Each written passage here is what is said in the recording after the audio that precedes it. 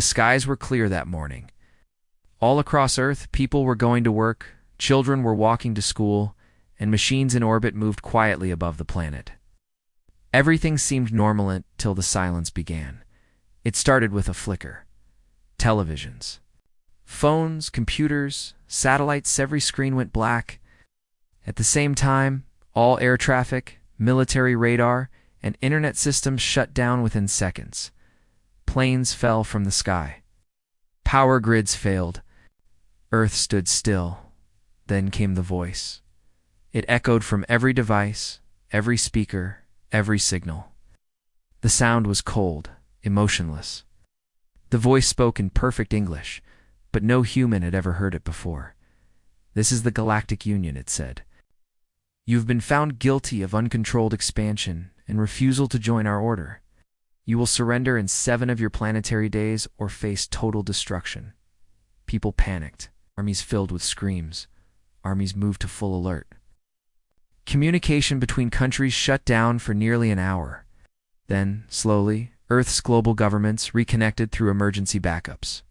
Deep under the Atlantic Ocean, inside a secret human command bunker called HFY, Earth's leaders gathered: the US President, Chinese Premier, Indian Commander, Russian General, and a few others sat around a cold metal table. Behind them, old servers blinked with ancient green lights. Satellite images of Jupiter showed a massive, unknown object half the size of Earth's moon sitting in orbit. It wasn't just a ship. It was a warning. President Vega leaned forward. Her face was calm. Her voice didn't shake. "They gave us 7 days. General Singh of India frowned. "Do they even know what we've been building?" Premier Zhao of China smirked. "Them come. Beneath Earth's oceans, on the far side of the moon, and deep inside asteroid fields, hidden human fleets were already watching the stars." The Galactic Union had expected fear. Instead, they triggered something else, an old protocol. Buried in Earth's defense system? Project Firestorm. For the past 130 years, humanity had prepared for this. Since the first strange signal was heard in 2093, Earth's secret councils worked together. They hid their progress. While the surface world focused on peace and politics, the real work happened in the shadows. Massive factories in space built weapons that never showed up on any report. Giant warships, made to look like space rocks, floated between Mars and Jupiter. Supercomputers designed to jam alien communications waited silently inside the moon. And Earth's deadliest weapon. It wasn't a bomb or a gun, it was silence. The Galactic Union had watched Earth for decades. They thought humans were slow, backward, unorganized. But humans had watched them back, and learned, and built, and waited.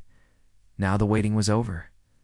The leaders at HFY gave the order: activate Firestorm. In orbit, a long-forgotten satellite called Black Echo turned on for the first time in 80 years. Its signal was deep and narrow, meant to hit only one target. It aimed for the strange ship near Jupiter and sent a coded message. The message was simple: "No, we do not surrender." Inside the alien ship, hundreds of beings from many planets gathered. They were tall, thin creatures with glassy skin and long limbs. Their voices hummed like machines. Their technology was far beyond what humans had, but they had never fought anyone like humans. Their leader, High Warlord Seltuan, read the human reply. His many eyes narrowed. "They said no?" One of his officers replied, confused. "They didn't even ask for terms. They just refused." Seltuan turned toward a giant screen showing Earth, then burned them.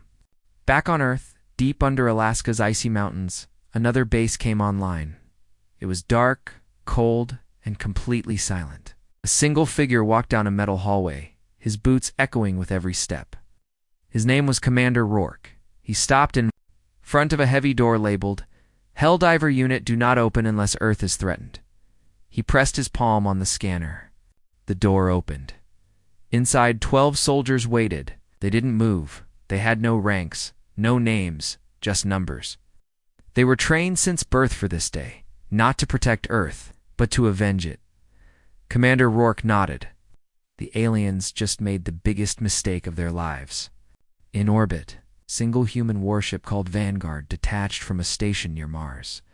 Its design was old-built like a cargo freighter, but hidden inside were railguns, stealth armor, and a fusion drive fast enough to outfly anything. The Vanguard began its journey to Jupiter.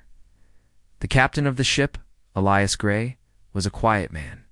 His crew had no family, no past, just a mission: deliver Earth's final warning. Hours passed. Back on Earth, civilians were told nothing. The world's leaders told the people it was a technical malfunction, but rumors spread fast. People whispered about the voice, about the threat, about war, about extinction. Some prayed, some panicked, but far away, hidden inside Earth's oceans, something ancient moved. A giant machine larger than a mountain began to wake. Its name was Heaven's Wrath, a Leviathan-class warship built during Earth's first contact fears. It had never been seen by the public. It rose slowly. From the ocean floor, barnacles and rust fell away as its engines powered up. It had been sleeping for 100 years. Now it opened its eyes. The world didn't sleep that night. Meanwhile, the Vanguard reached the alien ship. It drifted quietly among Jupiter's moons, invisible to the alien sensors. Captain Elias sent a signal. One last message. You wanted surrender? We offer you silence and death. Then he turned off the comms and pressed the final code. The Vanguard exploded, but this was no normal explosion. The ship's core had been replaced with a quantum destabilizer, a banned weapon. The blast tore through space, slicing through the alien mothership's shields. Half the ship melted. Hundreds of alien officers died instantly.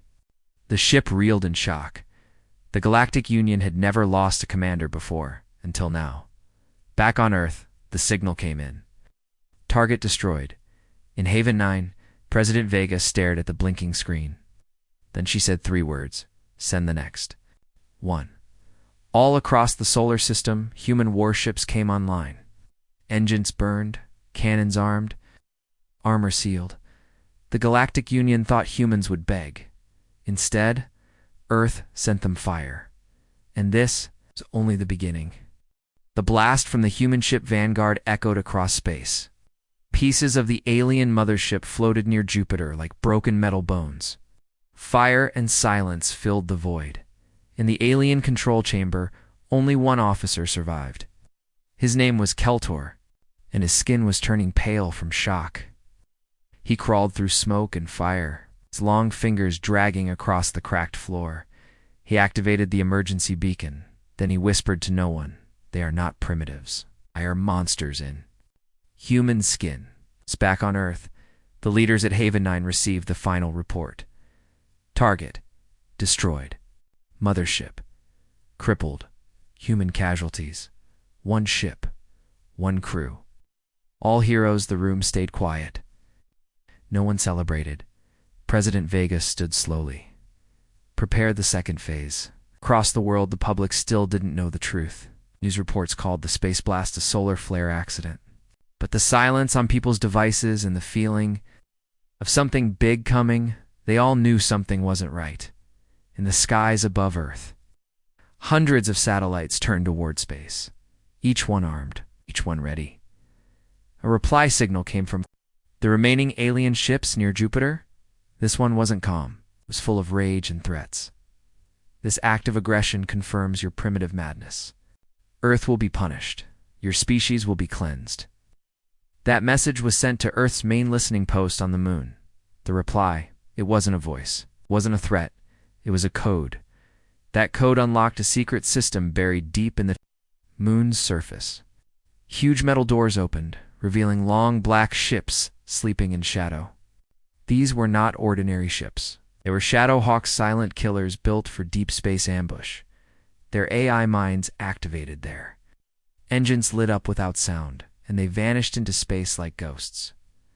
The alien fleet near Jupiter sent out scouts, but their radar found nothing. No human ships, no fleets.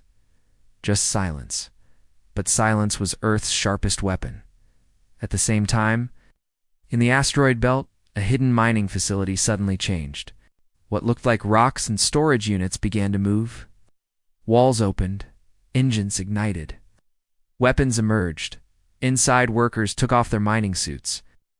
Underneath were soldiers. Commander Rourke stood on top of a platform. He looked at the hundreds of black-armored men and women before him, all trained in space combat, all waiting for this moment. They think we're weak, Rourke said. They think Earth is alone. Let's show them we're not. Hundreds of fighters launched into space. They didn't fly straight to the alien fleet. They went around. They used dark energy tunnels. They used cloaked jumps. Each team had one goal: cut off the enemy's supply chain. Back in Haven 9, Premier Zhao smiled for the first time in days. The Galactic Union doesn't understand, he said. They sent a threat to Earth, but they woke up our sleeping giants. The skies, Earth's orbital stations prepared. The North Pole defense grid turned red. Thousands of plasma missiles aimed upward. The South Pole's laser array, hidden for 50 years beneath the ice, warmed up. All continents were ready. Even the oceans weren't quiet anymore. Deep under the Pacific, old submarines that hadn't moved in decades powered up. The crews wore strange suits, half machined, half man. These weren't soldiers. They were Wardanza. Secret force created for total planetary defense. One warden. Carlson Zero spoke calmly to his crew. We're not here to survive, he said. We're here to win. Up in orbit near Mars, Earth's old space station Eckering powered. Back online. It had been turned off for years, its systems forgotten. But now its center opened, and something massive began to spin. A giant disk made of magnetic fields and energy coils. It was the mass driver, Earth's first space cannon. The message was, ready. One last signal would be sent to the Galactic Union Command Center far beyond Jupiter. This time, Earth didn't use words, it used fear. The signal carried a single image, one still photo of the alien, mothership exploding from the vanguards. Self-destruction. Then below it, a sentence. Next time, we aim at your capital. The message shook the Galactic Union at their war council on the planet Varexis. The Union's top leaders watched the transmission. Screams filled the chamber. Ambassadors from over 30 planets argued. Some wanted to retreat, some wanted to send their full army. Others simply stared in silence. The oldest among them, a pale-skinned being called High Speaker Cavale, watched the human message 10 times. Then he spoke. This was not a cry for help. This was a war cry. Earth had done something no other species ever did. They didn't plead. They didn't explain. They didn't run. They answered the galaxy's most powerful empire with destruction. And calm. High Speaker Cavale turned to his advisors. Earth has changed the rules, he said. And we must ask, do we fight them or fear them? But Earth wasn't waiting for the answer. Inside the hidden station Nightfall, orbiting near Neptune, 3 special ships were loaded with experimental drives. Faster than anything the aliens had. These were whisper jump ships, capable of warping. Without being seen, their mission: enter the enemy's home system and gather full data. On board one of them, pilot Kara Lorne checked her controls. Her face was sharp, cold, calm. Her final message before jumping: tell Earth we're already inside. And then she vanished. No sound. No trace. Earth had sent its cold answer. Now it was time to prepare for the fire to come. The Galactic Union would either retreat or burn. The silence in space ended with fire. The Galactic Union had made its decision. There would be no peace, no talks, no waiting. They called Earth's message an insult. They called humans dangerous. So they gathered a punishment fleet 10. 1,000 ships armed with high-energy weapons, gravity bombs, and invasion pods. The aliens believed Earth would break the moment they saw the Union's power. They believed wrong. As the fleet approached Earth's system, they moved carefully past the asteroid belt. Their scanners showed only quiet space, cold rocks, distant stars. Their ships spread out. They didn't see the ambush coming. Inside, a large asteroid that had been hollowed out by humans years ago. Commander Rourke watched a screen closely. His hand hovered over a red switch. Dozens of human stealth ships floated in the shadows nearby, waiting. Target range in 3, 2, 1, Rourke said. Then he pressed the switch. The asteroid belt came alive. Hidden guns burst out of the rocks. Explosive charges placed on fake asteroids detonated. Human ships, invisible just seconds ago, lit up the stars with plasma fire. The Galactic Union fleet was hit before they even knew they were under attack. The aliens tried to regroup. But the surprise had worked. The humans were not just defending, they were hunting. One alien commander screamed into his comms, "Isn't possible? They shouldn't have this kind of tech?" But the answer was simple. Earth had built in silence. Earth had prepared in secret. Now, Earth was striking back. From behind Mars, the black horizon emerged. A massive human battleship, dark as night and twice as fast as any alien cruiser, charged into the fight. Its main weapon, a railgun the size of a skyscraper, tore through enemy shields.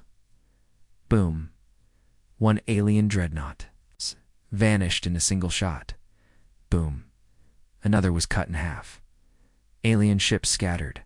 Some tried to retreat. Some turned their fire on the human battleship. But Earth had more surprises. From the moon's shadow, 10 Shadow Hawks arrived. Fast, small, and deadly, they danced through the alien formations.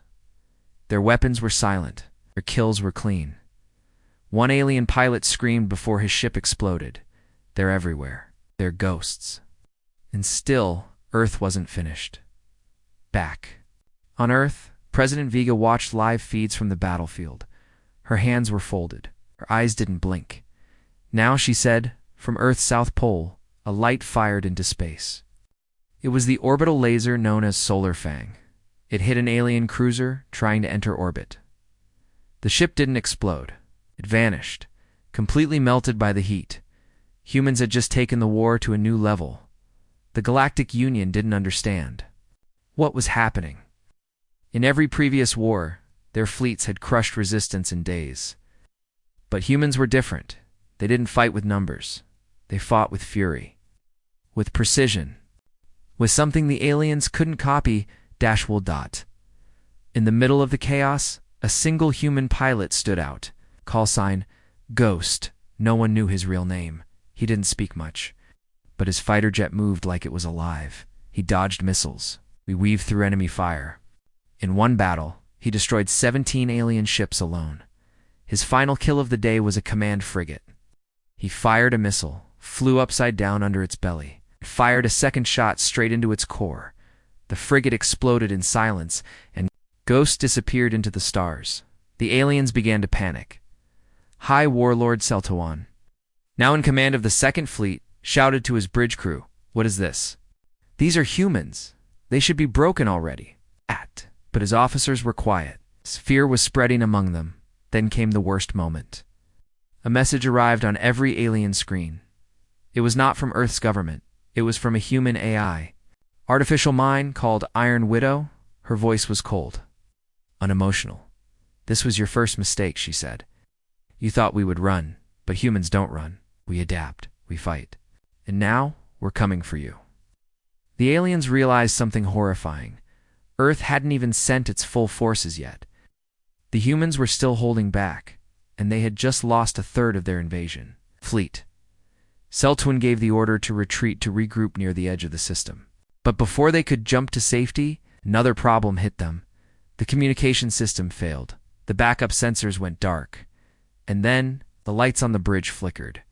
From deep space, Earth had launched Silence Protocol, a special weapon that attacked enemy systems with a virus-like signal. Within minutes, alien ships began crashing into each other.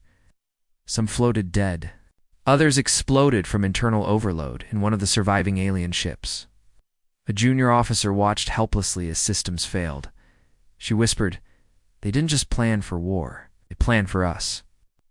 When the smoke cleared only a few hundred, alien ships managed to escape. Thousands were gone. Millions of soldiers lost. And all of it happened without a single human fleet, even leaving Earth's orbit. The news shook the Galactic Union. Worlds that had trusted the Union began to worry. Species who feared rebellion suddenly had a new idea. Maybe Earth wasn't the threat. Maybe Earth was the answer. And still, Earth sent no message. No demand, no request for peace, just silence. A silence that said everything. The stars between Earth and the Galactic Union were no longer quiet. That empty space, once cold and forgotten, had become a war zone. Wreckage floated where silence used to live. Fire burned across the void. The Galactic Union was angry. They had lost their first fleet. They had lost their pride. Now they sent more. A second wave, 10 times larger, moved in. 50,000 alien ships. Carriers, bombers, dreadnoughts, war beasts. An entire armada filled with hate. Powered by revenge, they would not make the same mistake again. This time, they moved carefully. Slowly, they studied human tactics. They used layered shields, scout drones, jammers. They thought they were ready. They were wrong. On the far side of Saturn, inside a dark gas cloud, the human warship Oblivion Spear waited. It had no windows, no noise. It ran fully on AI, no crew, no fear. Its orders were simple: delay the enemy, bleed them. Then vanish. The alien fleet passed nearby. Their sensors picked up nothing. But the moment the last ship crossed the line, Oblivion Spear opened fire. Thousands of railgun shells screamed through space, tearing into the backline of the alien ships. Explosions lit up the dark cloud. Dozens of alien vessels died in seconds, and before they could turn around to fire back, the Oblivion Spear was gone. Across the solar system, this happened again and again. Small human fleets hit and ran. They targeted weak ships, fuel ships, communication nodes. One by one, alien vessels blinked out of existence. It was like fighting ghosts. One alien admiral slammed, his fists on the command table. Where are they hiding? Why won't they stand and fight? But Earth was fighting smart. Humans had learned war the hard way. On Earth, they had fought each other for thousands of years. They knew ambush, knew sacrifice. They knew how to win when outnumbered. Now, they were teaching that lesson to the stars. On Pluto's surface, an old base called Icefire Station activated. It had been dead for decades. But now, it launched signal flares across the system, each one giving secret jump points to hidden fleets. The alien sensors scrambled to decode the flares, but it was a trap. Each flare was a lie. Every time the aliens jumped to attack, they found nothing or worse, an ambush waiting. From deep inside Jupiter's magnetic field, Earth's solar spear fleet arrived. 30 Titan-class warships, larger than cities. Each one carried enough weapons to destroy a moon. Leading them was Admiral Talon Cross, a legend among humans. He had never lost a battle. And now, he sent a short message to the enemy. We are the storm. And you walked into it. The battle began. Alien fighters swarmed like bees. Human ships responded with laser nets and EMP pulses. Space twisted as warps opened and closed, ships collided, bombs exploded in silence, and still, Earth held the line. The human fleet didn't try to win with numbers. They used strategy, speed, pain. The aliens tried using gravity mines. Humans countered with time-split torpedoes.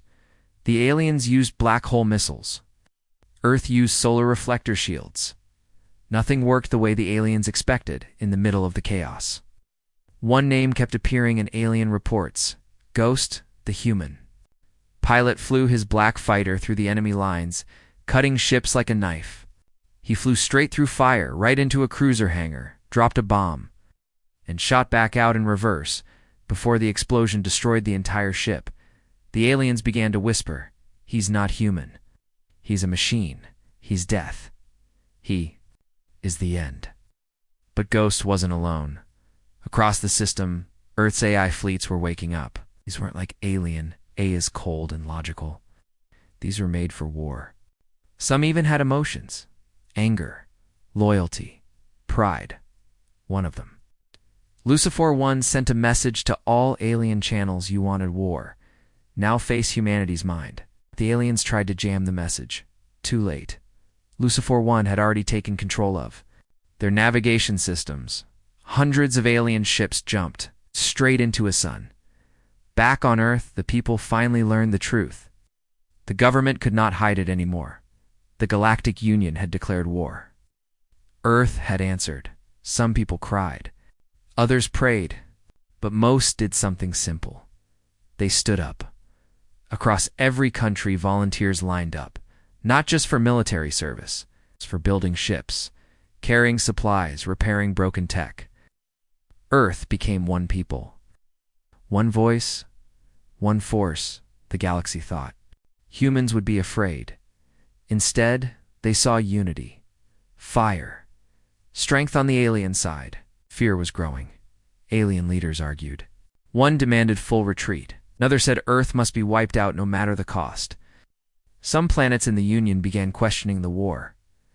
Why had they attacked Earth in the first place? And why couldn't they win? The answer came quietly from a captured alien general who had been taken alive in a battle near Neptune.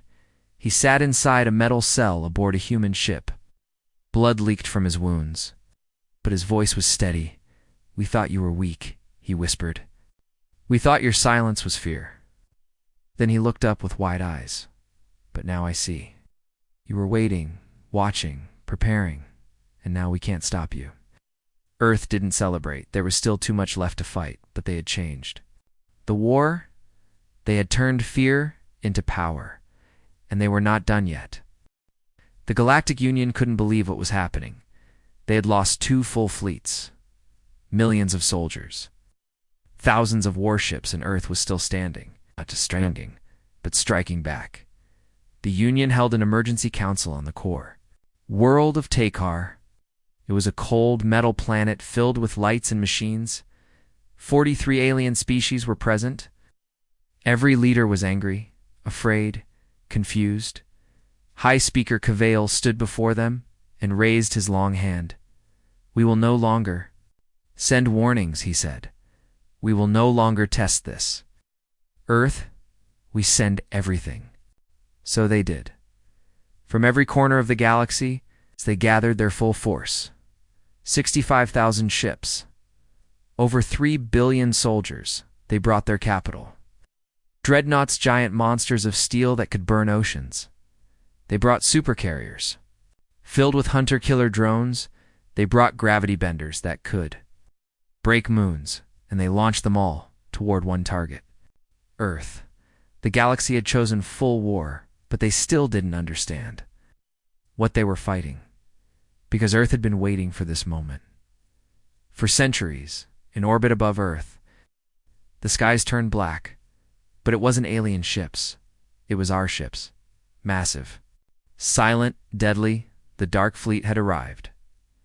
These weren't ordinary warships. These were nightmares. Each one had no crew, just AI. Minds born from Earth's oldest wars. Their hulls were made of adaptive armor that could turn invisible. Their weapons were anti-star missiles and neutron cannons, and worst of all, they never stopped. The aliens saw them and laughed at first. "They're fewer than us," one commander said, but then the Dark Fleet moved. They didn't charge. They didn't fire warnings. They slipped between enemy ships like shadows. And then the dying began. One alien dreadnought vanished without warning. Another exploded from inside. No. Third simply broke apart. No one saw where the attacks came from. No signals, no sounds, just death. The Dark Fleet sent one message to the Galactic Union, spoken in a human voice that had no emotion.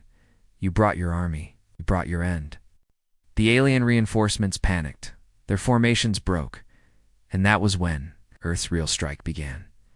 Hidden inside Neptune's rings, the heavens' wrath rose. It was a Leviathan-class ship, the largest war vessel humans ever built. Larger than cities. Heavier than continents. It hadn't moved in 100 years. Now it came alive. Its engines roared. Its guns charged. Its belly opened, and thousands of drones flew out like angry stars. One beam from its front cannon sliced through 9 alien ships in a single blast. Inside the command center, Admiral Talon Cross gave the order, "No survivors." Across the battlefield, humans jumped in from all directions. Warp gates opened. Human fleets from Mars, Jupiter, Saturn, and beyond, and from deep space. Something else arrived. A human ship larger than anything ever seen before. The Nemesis Protocol, it wasn't made of metal. It wasn't even built in space. It had been grown piece by piece. Using alien tech humans had secretly taken over decades. It looked alive. Its skin pulsed. Its engines howled inside it. No crew lived. Only a human AI mind called Nova. Nova spoke only once to the alien fleet. "You sent reinforcements. I am the punishment." Then it attacked. It bent space. It shattered shields. It broke physics. Alien ships began to collapse. It explode but fold, like paper in a black hole. Some aliens screamed. Some turned their ships and fled. But they couldn't run far, because the humans had. Finally sent everything. Even Ghost returned. His black fighter, now upgraded with plasma wings and dark drive tech, weaved through battle like a demon. He didn't use guns anymore. He used blades. His ship tore into alien cockpits. His enemies died without understanding how alien commanders begged for help. "No more. We surrender. Stop this." But it was too late. One human commander replied coldly, "You came to erase Earth. Now Earth erases you." Back on Earth, the people watched the skies. The battles were so large they could be seen from the ground, but no one was afraid anymore. Children stood on rooftops, watched their heroes fight in the stars. Old men who once wore Earth's uniforms saluted the sky. For the first time in history, Earth was united under fire, and they were winning. A captured alien officer sat alone in a prison cell on the moon. He stared at the floor, shaking. A human guard offered him water. The alien didn't look up. "They sent reinforcements," he whispered. "When you sent something worse." The solar system shook. The largest alien fleet in galactic history entered the Sol system. Their ships blocked the light of distant stars. Their engines hummed with deadly power. The Galactic Union had sent everything. This was their final move. They believed Earth would finally fall. But Earth was not afraid. The Dark Fleet had already wounded them. The Nemesis Protocol. It destroyed their strongest ships. But now the real war had come home. The aliens called it the battle for Sol. Humans called it something else. Judgment Day. From the orbit of Uranus to the edge of Mercury, ships burned. Explosions flashed like lightning across space. Human and alien fleets collided in waves. Lasers, missiles, gravity bombs, and plasma storms lit up the void. The center of the battlefield was near the sun. The aliens tried to push straight to Earth. They wanted to break through quickly before Earth could react. But Earth was all ready. Ready at the edge of the asteroid belt, human war stations powered up. Massive railguns fired every second. Plasma mines floated between rocks, waiting for alien ships to fly too close. And then, trap closed. From behind Saturn's rings, the Solar Shield fleet activated. These ships were different. They didn't fight with fire. They fought with light. Using new solar tech, they redirected heat from the sun into focused beams. Those beams sliced enemy ships like paper. Dozens of alien vessels exploded in seconds. Alien commanders screamed. "They're using the star as a weapon." The humans didn't answer. They didn't need to, because Earth was not just defending anymore. Earth was punishing. On Earth's surface, the sky turned red from the battles above. People saw fire streaking across the clouds, fallen enemy ships, crashing in flames, but no one ran. Cities stayed calm. Shelters opened. Militias took up arms. In case of ground invasion, Earth had trained for this. This was no surprise at sea. The oceans boiled. Alien dropships tried to enter Earth's lower atmosphere, but the oceans were waiting.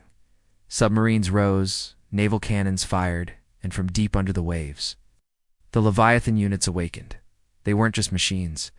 They were war beasts, part AI, part biotech, built to defend Earth's oceans at any cost. One by one, they pulled alien ships underwater and crushed them. The aliens thought Earth was weak, but now they were drowning in Earth's fury. Above the atmosphere, a swarm of alien dreadnoughts reached orbit. They fired massive beams at Earth's shields. The shields held. For a time then, one power station was destroyed. A hole opened. One dreadnought aimed for it and began charging its cannon. The world held its breath, but just before it fired, something rose from the oceans. The Heaven's Wrath, the Leviathan class. Warship, fully awakened now, it flew up through the clouds. Straight into the dreadnought's path, it didn't shoot. It crashed into the enemy ship, destroying both in a blinding fireball. Everyone on Earth saw it, and they cheered on Mars. Human ground forces fought aliens in red dust storms on Jupiter's moons. Guerrilla teams attacked alien command centers. On Titan, human snipers shot from frozen cliffs everywhere. Earth fought back, and they were winning. Alien generals tried to regroup, but their orders didn't reach their ships because Earth had already destroyed their communication web. Lucifer 1, the human war AI, took over. Every alien frequency, it sent only one message. You are surrounded. You are defeated. You are forgotten. Even the alien soldiers began to doubt. One captain refused to launch missiles. He looked at the sky and whispered, "They were never the weaker ones. We were just blind." On the battlefield near Venus, Ghost returned. His black fighter burned. Across the stars, he flew through alien fire. He shot down a carrier with nothing but a plasma blade. He was not just a pilot now. He was a symbol. The aliens had legends of demons. Now they feared a real one. One alien admiral. Watching Ghost destroy another ship, said to his crew, "He is not one of them, he is all of them." And still, the battle raged. 6 human fleets circled Earth. They were outnumbered. But they didn't care, because every human ship was fighting for one thing: home. For every child on the ground, for every parent in a shelter, for every soul that refused to kneel. Then came the final moment. The last alien flagship crown of fire approached Earth. It was big enough to block the moon. It charged its main cannon, a sun-crusher beam that could turn continents into dust. Earth's remaining defense, cannons were out of power. It looked like Earth would finally fall. But then, a shadow rose from the North Pole. The Black Dawn. A secret ship known only to Earth's top leaders. It had one weapon, a gravity core built to collapse itself into a tiny black hole for one shot only. The captain of Black Dawn, an old soldier named Arakal, gave his final words. For Earth, for all of us. Then he launched the core straight at the alien flagship. The black hole opened and swallowed the crown of fire whole. Not even dust remained. The Earth was saved. The aliens lost. Their final hope, they began to retreat. But Earth didn't chase. Not yet, because this battle was over, and Earth had won. The battlefield was quiet. For the first time in weeks, no shots were fired near Earth. No alien ships appeared in the sky. No warnings came through the void. The Galactic Union had pulled back. They had lost too many ships, too many commanders, too much pride. The great fleets they once sent with confidence were now dust, drifting silently across the solar system. But Earth wasn't resting. Human repair ships moved fast, picking up broken pieces of war, fixing damaged platforms, reloading weapons. Delights blinked back online. New fleets were already being built in the asteroid belt, but something else was happening now. Something even more powerful than war. The galaxy was watching. Across hundreds of star systems, alien species sat frozen before their screens. They watched the broadcasts coming from human networks. Footage of the Heaven's Wrath rising from the ocean, Ghost flying through fire, the Black Dawn swallowing a flagship into a black hole. They had all seen what the Galactic Union could do now. They saw what Earth could do, and many started to ask questions. Why did we attack them? Were we told the truth? Is Earth the monster roar? Is Earth the mirror? The Galactic Union was breaking, not from weapons, from within. On the planet Zeller Prime, High Council meeting was interrupted by angry citizens throwing stones at their own leaders. Protesters marched through the capital with signs written in human language. Let Earth be free. On the trade world of Tehran, workers shut down spaceports. They demanded their planet leave the Union. They didn't want to be enemies of humans anymore. On Varex 4, rebel transmission played across every screen. It showed Earth's president, Vega, standing beside Admiral Talon Cross. Her voice was calm. We were told we were alone, she said. But the truth is, Earth has always been ready. We don't want war. We never wanted war. But we will never kneel. The message ended with a simple line: we do not conquer, we defend. That message broke World's 6 systems, declared independence from the Union. Within 1 week, the Union tried to stop them. They sent threats, blockades, agents. But now, fear didn't work, because Earth had shown everyone that resistance was possible and survival was real. Back in the Sol system, new plan had begun. Earth was no longer waiting for attacks. Now they were moving forward. At Haven 9, Earth's secret command center, top leaders stood before a large map of the galaxy. Red zones showed Union control. Blue zones showed independent systems. A small flickering light marked Earth. President Vega stepped forward. It's time to finish this, she said. Gave them chances. We gave them warnings. Now, we give them justice. Earth's fleets launched, not in chaos, in perfect formation, human. Carriers, stealth cruisers, plasma frigates, and Leviathan ships jumped from the solar system and entered Union space for the first time. They didn't destroy planets, they didn't bomb cities, they moved with purpose. They went after command centers, fuel lines, factories, communications hubs. The goal was clear. Break the Union without breaking the galaxy. On the planet Vector, a key Union supply world, human forces landed in silence. No explosions, no warnings. Within 2 hours, they had captured the main power station, the governor's tower, and the fleet command port. When Union troops arrived, they found their own people cheering for the humans.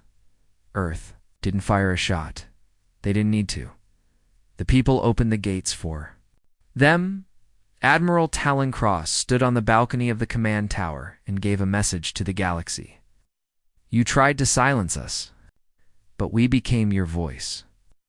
One by one, Union systems started to fall, not from violence, but from truth. On the planet Cyrenine, a famous alien journalist named Kadar released a documentary called The Earth War, What We Were Not Told. It spread like wildfire. It showed human children playing during air raid drills. It showed injured soldiers helping alien civilians on captured worlds. It showed the truth, and it shattered the Union's lies inside the Union's high core. Fear became panic. The Supreme Commanders met for the last time. Some wanted to sue for peace. Some demanded Earth's complete destruction, but their voices were weak. Now, because even their soldiers didn't trust them anymore. In one Union barracks, a group of alien Marines removed their flags and replaced them with Earth's symbol, an open hand holding a star. They sent a message to Earth. We were told you were monsters. But now, we see you are the hope we lost. Back in Union space, human fleets reached the system of Relcora Prime, the Union's capital world. But they didn't fire. Instead, Earth sent a fleet of message drones. Each one carried a short message, broadcasted to all screens. This is your last chance. No more death, no more lies. End this now, face the storm one final time. The Union didn't reply. They didn't have to, because their people did. From the slums of mining, colonies to the palaces of rich sectors, revolts began. Citizens rose, soldiers mutinied, flags burned, and one by one, systems turned blue. The Union was broken. The last signal from the Union Command Center wasn't a threat, it was a whisper, a voice. We were wrong. And then, Silence.Earth had done what no one thought possible. They had broken the most. powerful empire in the galaxy, not by numbers, not by terror, but by truth, courage, and unity. The galaxy was free, but Earth's leaders knew it wasn't over, because there was still one final step. Justice in the galaxy was watching to see how humanity would handle victory. The galaxy held its breath. After centuries of fear and war, after the destruction and the chaos, the final chapter was about to be written. Earth's fleets hovered over the remnants of the shattered Galactic Union, their weapons ready, but their hearts wary. No one wanted more bloodshed, but no one could forget what had been done. President Vega stood before a crowd that stretched across the entire planet. The air was thick with hope and tension. Every nation, every culture, every soul knew this moment was more than just a victory. It was a test of humanity's true nature. The Galactic Union had been broken, but the wounds ran deep. Many worlds had suffered. Many lives were lost. Galaxy was not a place of heroes and villains, it was a place of choices. Now, Earth had the chance to make the right one, in the Great Hall of Haven Neen. Earth's leaders gathered with representatives from dozens of freed systems. They did not come as conquerors. They came as judges, mediators, and protectors. A new council was formed, one that welcomed all voices willing to build peace instead of war. Messages were sent across the stars, offering treaties, rebuilding aid, and guarantees of sovereignty. Earth's message was clear: we do not seek to rule, we seek to protect. We do not conquer, we defend. The future is yours as much as it is ours. But not all accepted this offer. Among the ruins of the old Union, a dark faction remained. They called themselves the Remnant. They believed the galaxy must be cleansed, that strength alone decides fate. They refused to surrender. The Remnant launched attacks on supply lines and scattered colonies. Their hatred burned as fiercely as the war itself. Earth had no choice but to respond. The fight was brutal, but different. This time, it was not a war for conquest, but a war to protect a new order. Earth's forces hunted down the Remnant across the stars, not to exterminate them, but to bring them to justice. In these battles, the true spirit of humanity shone. Prisoners were treated with respect, civilians were protected, the wounded were cared for, friend or foe. Earth was not perfect, but it held to its ideals. One of the greatest moments came when Ghost Vey, the legendary pilot, led a mission to capture the Remnant's leader alive. The battle was fierce, but in the end, the leader was taken without needless slaughter. His trial became a symbol of justice, not revenge. Throughout the galaxy, systems began to rebuild. Trade routes reopened. Old alliances were restored. New friendships formed. The fear that once gripped billions began to loosen. The Human Council worked tirelessly. They created laws to protect freedom and peace. They set up systems to resolve disputes without violence. They invited all species to join in building a future together. But even as peace grew, Earth remained vigilant. The galaxy was vast and unpredictable. New threats would rise. Hatreds could flare again. Yet humanity had learned something priceless. Unity and hope were stronger than any weapon. In the quiet moments, President Vega reflected on all that had passed. She knew the cost had been high, but also the price of freedom was never cheap. She looked to the stars and whispered, "We gave them a chance. They wanted a war. Gave them a war they could never win. But now, we give them peace they can't." Destroy the stars above Earth shone brighter that night. A new era had begun, one not ruled by fear or war, but by courage, wisdom, and the unbreakable spirit of humanity. And the galaxy watched. Knowing that Earth had changed everything forever,